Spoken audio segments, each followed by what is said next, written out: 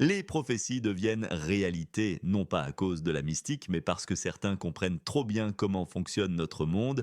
En 2015, une prédiction glaçante a été faite, le premier sang coulera dans les pays baltes. Aujourd'hui, cette prévision prend un sens inquiétant. Regardez ce qui se passe actuellement, la militarisation massive de Kaliningrad, le déploiement sans précédent en Biélorussie, des centaines de wagons d'équipements militaires qui s'approchent des frontières lettonnes et lituaniennes.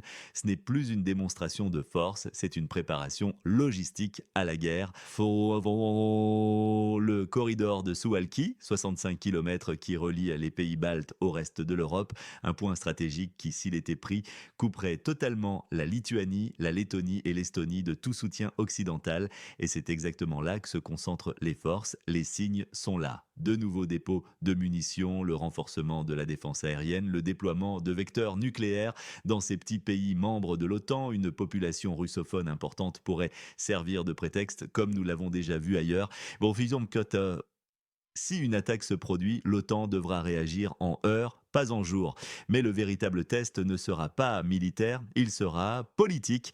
Si l'Alliance hésite, si des désaccords apparaissent comme en 1938, tout l'ordre mondial pourrait s'effondrer. Ce qui se passe aux frontières baltes n'est pas un simple jeu de puissance, c'est une répétition générale et les conséquences nous concernent tous. La question n'est plus de savoir si cela arrivera, mais quand. Écrivez dans les commentaires si vous voyez des mouvements militaires inhabituels près de chez vous. Cette information pourrait être cruciale dans les jours à venir. Dans le théâtre géopolitique actuel, les États baltes se retrouvent au centre d'une tempête qui pourrait redéfinir l'ordre mondial. La question n'est plus de savoir si une confrontation aura lieu, mais quand. Les analystes militaires sont formels, la Lituanie pourrait tomber en 36 heures. Ce n'est pas de la fiction, ce sont des calculs précis basés sur la logistique réelle, les distances, la densité routière et le nombre d'unités de l'OTAN dans la région. Regardons les faits. La militarisation de Kaliningrad s'intensifie. La Biélorussie devient une plateforme de lancement. Les systèmes de missiles s'accumulent. Ce n'est pas un hasard, c'est une stratégie calculée pour tester les limites de l'OTAN là où elle est la plus vulnérable. La réalité est brutale. En cas d'attaque surprise sur Vilnius, l'OTAN aurait 12 heures pour réagir. Pas des jours, pas des semaines, 12 heures. Et si la réponse n'est pas immédiate et décisive, les conséquences seront irréversibles.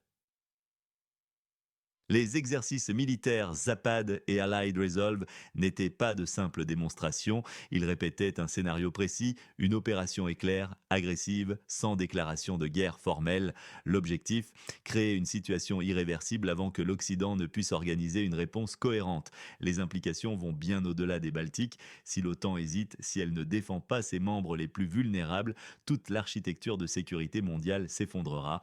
Ce ne sera pas un conflit local, ce sera l'effacement de l'ordre international tel que nous le connaissons. Les marchés financiers commencent déjà à réagir. Les capitaux fuient les zones à risque, les alliances se reconfigurent dans l'ombre. Et pendant que les diplomates parlent, les stratèges préparent des scénarios de guerre, mais le plus inquiétant reste à venir. Des informations troublantes émergent sur des mouvements militaires non déclarés qui pourraient changer complètement la donne. Bienvenue à notre analyse géopolitique du jour. Les tensions en mer Baltique atteignent un niveau critique et les avertissements de Brzezinski résonnent plus que jamais. Examinons un scénario préoccupant, la prise du corridor de Suwałki, une frappe massive sur la Lituanie, la capture de Vilnius et l'établissement du contrôle sur la côte baltique, tout cela en 36 heures. Pourquoi l'OTAN ne pourrait-elle pas intervenir? La réponse est dans la logistique. Les pays baltes n'hébergent chacun qu'un seul bataillon multinational de l'OTAN, environ 1200 hommes par pays. Ces forces symboliques ne pourraient résister que quelques heures. Le corridor de Suwałki est crucial, 65 km entre la Pologne et la Lituanie, coincée entre Kaliningrad et la Biélorussie. Si la Russie frappe simultanément des deux côtés, les pays baltes sont isolés. La réaction de l'OTAN n'est pas instantanée. Toute décision militaire doit passer par le Conseil de l'Atlantique Nord où 31 pays doivent s'accorder. Imaginons, première frappe sur Kaunas. Dans 4 heures, les forces russes entrent à Vilnius. Bruxelles convoque une réunion d'urgence. Paris demande des confirmations. Berlin craint l'escalade. Washington consulte ses analystes. Pendant ces délibérations, la Lituanie pourrait cesser d'exister. La Russie semble prête. Missile Iskander à Kaliningrad, soutien logistique via la Biélorussie technologie, capacité de guerre électronique testée lors d'exercices en 2021. Des structures pro-russes s'activent en Lituanie et Lettonie, rappelant les événements de Donetsk et Lugansk. Que pensez-vous de cette situation? Les pays baltes sont-ils vraiment en danger? Partagez votre analyse dans les commentaires. La stratégie du Kremlin se dévoile dans la région baltique avec une clarté alarmante. Nos analyses indiquent que la Russie ne lancera pas d'offensive directe. Elle commencera par des provocations, des cyberattaques et des escarmouches locales avant de frapper rapidement pour mettre l'Occident devant le fait accompli. Le délai critique de 36 heures n'est pas simplement une estimation militaire. C'est le temps dont dispose le monde pour faire un choix crucial, risquer une confrontation nucléaire ou capituler. Ce n'est pas un conflit territorial, c'est une guerre de principe. Oh, si la Lituanie tombe, la Pologne pourrait suivre et après, il n'y aura plus de limite. C'est exactement ce que Brzezinski avait prévu. Les pays baltes, Lituanie, Lettonie, Estonie, ont fait confiance trop rapidement au parapluie de l'OTAN. Ils ont adopté l'euro, retiré les monuments soviétiques, pensant que cela suffirait pour intégrer l'Europe. Mais comme l'a souligné Brzezinski, les petits États frontaliers d'un empire revanchard ne sont pas protégés par des traités, ils ne sont protégés que par la volonté des autres de mourir pour eux. C'est le piège baltique. Si aucun pays européen n'est prêt à sacrifier ses soldats pour Tallinn ou Riga, aucun article de traité ne fonctionnera. L'Europe craint la guerre, l'Allemagne hésite à s'engager, la France reste spectatrice, les États-Unis parlent de plus en plus de leurs priorités dans le Pacifique. C'est exactement ce que cherche le Kremlin, créer une pression pour que les pays baltes se retrouvent isolés au moment critique. Brzezinski avait prédit que Moscou testerait l'OTAN à son point le plus faible, là où la protection repose uniquement sur la confiance. C'est pourquoi il insistait, il faut des forces de frappe réelles, pas des bataillons symboliques. Qu'en pensez-vous? La situation dans les pays baltes pourrait-elle vraiment dégénérer? Partagez votre analyse dans les commentaires. Les avertissements de Brzezinski résonnent aujourd'hui avec une acuité particulière. Son analyse perspicace de 2015 sur les États baltes comme potentiel point d'embrasement se révèle prophétique. Sa question cruciale reste d'actualité. L'Occident est-il prêt à sacrifier Paris pour sauver Narva? La situation actuelle dans les pays baltes est alarmante. Les responsables lettons et estoniens expriment ouvertement leurs inquiétudes quant à l'insuffisance de leurs capacités militaires. Les analystes lituaniens affirment sans détour que sans un renforcement significatif de la présence américaine, l'article 5 de l'OTAN pourrait s'avérer insuffisant. Les parallèles avec les accords de Munich de 1938 sont frappants. Comme à l'époque, certains pensent pouvoir préserver la paix en cédant du terrain, mais Brzezinski nous met en garde. La perte d'une seule ville balte pourrait marquer le début de la fin pour l'OTAN. La militarisation croissante de Kaliningrad et la présence russe en Biélorussie créent une pression constante. Les attaques informationnelles contre Vilnius et les déclarations sur la protection des populations russophones en Lettonie suivent un schéma inquiétant. Le dilemme est cruel. Même si l'Occident finit par intervenir, le temps nécessaire à la coordination pourrait permettre une occupation dévastatrice des pays baltes. Leurs gouvernements pourraient se retrouver en exil, leurs armées détruites, leurs infrastructures paralysées. Brzezinski soulignait que si ces pays devaient tomber, leur sacrifice servirait d'ultime avertissement sur le prix de l'indécision. Le scénario qu'il redoutait semble se dessiner, une préparation hybride méthodique pendant que l'Occident hésite. La région balte se trouve ainsi dans une position tragique, consciente qu'elle pourrait devenir le test décisif de la crédibilité occidentale.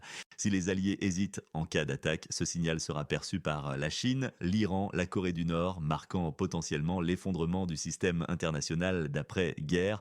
Que pensez-vous de cette situation? Partagez votre analyse dans les commentaires. Les prédictions de Brzezinski sur la situation actuelle prennent une dimension prophétique. Analysons pourquoi une intervention militaire en pays baltes serait le début de la fin, non une victoire. Si la Russie franchit cette ligne rouge, elle montrera au monde entier son mépris total du droit international. Plus aucun dialogue ne sera possible, seule la force primera. Cette rupture déclenchera une réaction en chaîne globale, forçant chaque pays à prendre position. Les États-Unis ne pourront plus temporiser, l'Europe devra agir même contre son gré. L'Asie y verra une opportunité, la Chine pourrait lancer des opérations à Taïwan, l'Iran dans le Golfe, la Corée du Nord vers le sud. L'ordre mondial établi après 1945 s'effondrera comme un château de cartes. Mais le plus grave se jouera à l'intérieur de la Russie. Une telle guerre exige des ressources colossales, économiques, logistiques, morales. Le Kremlin dispose d'une armée, mais pas des moyens de soutenir un conflit global. Les sanctions deviendront totales, les avoirs gelés définitivement, l'isolement diplomatique complet. Même les pays hésitants devront fermer leurs portes. La Chine ne suivra pas jusqu'au bout. L'Inde se détournera, la Turquie prendra ses distances, les alliés les plus proches se tairont. Le plus destructeur sera la crise interne. Impossible d'expliquer aux citoyens pourquoi mourir pour Daugavpils ou Narva. Plus la résistance sera forte, plus la réponse sera brutale, plus vite viendra l'effondrement. La confiance envers le pouvoir s'évaporera, la loyauté des élites faiblira. Protestation, sabotage, délitement du contrôle, lentement mais sûrement. C'est ainsi que l'URSS s'est effondrée. La Russie post-soviétique connaîtra le même sort si elle va jusqu'au bout. Les pays baltes pourraient devenir son tombeau. Toute victoire tactique mènera à une défaite stratégique. Qu'en pensez-vous? Cette analyse de Brzezinski vous semble-t-elle pertinente aujourd'hui? Partagez votre point de vue dans les commentaires à ce bulletin d'analyse géopolitique. La logique implacable de l'histoire nous montre que lorsqu'une puissance dépasse certaines limites, elle précipite sa propre chute. C'est le paradoxe que Zbigniew Brzezinski avait identifié concernant la Russie. Plus elle frappe fort, plus elle accélère son effondrement interne. L'histoire des empires nous l'enseigne, quand ils dépassent leurs limites naturelles, ils s'autodétruisent. Mais la situation actuelle comporte une dimension supplémentaire. Une agression contre les pays baltes serait perçue par la communauté internationale comme un point de non-retour. Jusqu'à présent, les actions de Moscou pouvaient être qualifiées de conflit régional ou d'erreur stratégique, mais une invasion des pays de l'OTAN représenterait une attaque contre l'alliance occidentale tout entière, un défi que l'Occident ne pourrait ignorer. C'est précisément ce piège à long terme que Brzezinski avait identifié. Selon lui, une attaque russe contre l'OTAN ne mènerait pas à la victoire, mais donnerait au monde entier la justification morale pour isoler complètement la Russie. Il ne parlait pas d'une invasion militaire de Moscou, mais d'un étranglement économique, politique et technologique qu'aucun régime ne pourrait survivre. La désintégration interne suivrait, fuite des élites, perte de contrôle dans les républiques, forces centrifuges libérées. Même une victoire dans les pays baltes ne renforcerait pas la Russie, elle l'achèverait. Au XXIe siècle, un conflit avec l'Occident uni ne se gagne pas avec des tanks mais détruit l'avenir d'une nation. La question reste, ces avertissements seront-ils enfin entendus? Car si le monde reste silencieux après les Balkans, personne ne pourra plus arrêter l'effondrement ni d'un État, ni d'un ordre mondial, ni d'une civilisation.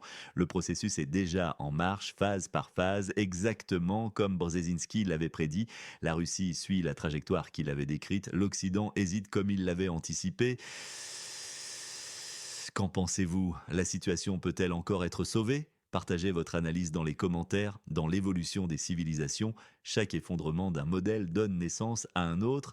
Notre époque actuelle façonnera celle de demain. Brzezinski, avec sa perspicacité caractéristique, croyait en la capacité de transformation de la civilisation, mais uniquement face à l'adversité ultime. Il observait que l'Occident ne se réveille qu'en présence d'un mal irréversible, tardivement, douloureusement, mais inévitablement.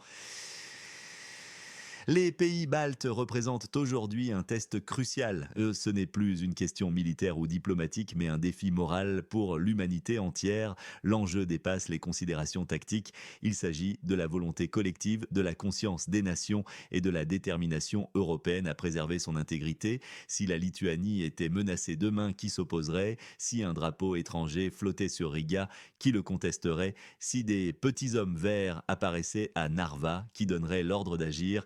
C'est là que réside le véritable test, non pas de force, mais de résolution. Comme l'avertissait Brzezinski, l'histoire ne pardonne pas aux retardataires. Ce n'est pas qu'une citation, c'est un verdict. L'agression commence toujours là où aucune résistance n'est attendue. La résistance doit donc se manifester là où elle est encore possible, pas demain, mais aujourd'hui. Il ne prônait pas la guerre, mais la clarté d'action avant la catastrophe, sans principes pour lesquels on est prêt à se battre. La défaite est déjà consommée. Ces paroles résonnent aujourd'hui non comme un récit historique, mais comme un guide d'action urgent. Ce scénario nous concernera tous, sans exception. De Berlin à Varsovie, de la région du nord de la mer Noire à Moscou, personne ne restera spectateur. L'heure est venue de choisir, reculer ou se lever pour défendre nos valeurs.